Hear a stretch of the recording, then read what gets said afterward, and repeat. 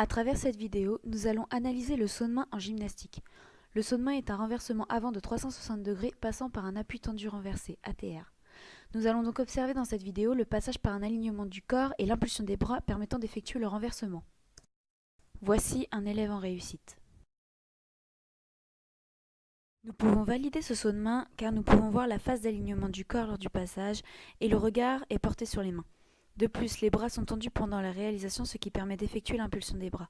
Nous pouvons également voir une ouverture jambe-tronc importante qui, plus elle est grande, mieux le saut de main est réussi. Elle est conservée jusqu'à la réception, malgré un léger déséquilibre du corps. Voici maintenant un élève en échec. Nous voyons que l'élève n'est pas en phase d'alignement parce que la jambe est en retard. Le regard est dirigé vers les pieds, ce qui crée un déséquilibre avant des épaules. De plus, les bras sont fléchis ne permettant pas l'impulsion des bras mais des coudes. L'ouverture jambe-tronc est insuffisante. Lors de la réception, l'élève ramène trop rapidement le haut du corps, ce qui referme l'ouverture créée précédemment.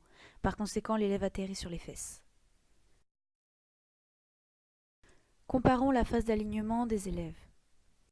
Nous pouvons clairement voir que le premier élève passe par une phase d'alignement tête-bassin-jambe avec le regard dirigé vers les mains, tandis que pour l'autre élève, on ne voit pas cet alignement, notamment parce que la jambe n'est pas envoyée assez rapidement. Si nous comparons la phase d'impulsion des bras, nous pouvons voir que l'élève de gauche a les bras tendus et une importante ouverture jambe-tronc qui, avec la vitesse, allège le poids du corps de cet élève, facilitant le renversement. L'élève de droite a les bras fléchis et une ouverture jambe-tronc moins importante. Le corps est plus lourd à renverser, ce qui rend difficile la réalisation du saut de main.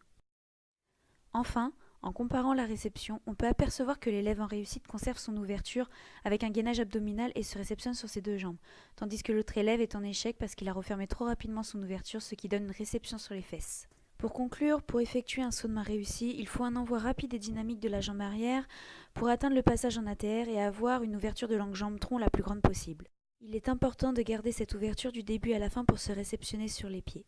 Et pour permettre de renverser son corps, les bras doivent être tendus pour donner une impulsion dans le sol et alléger le corps.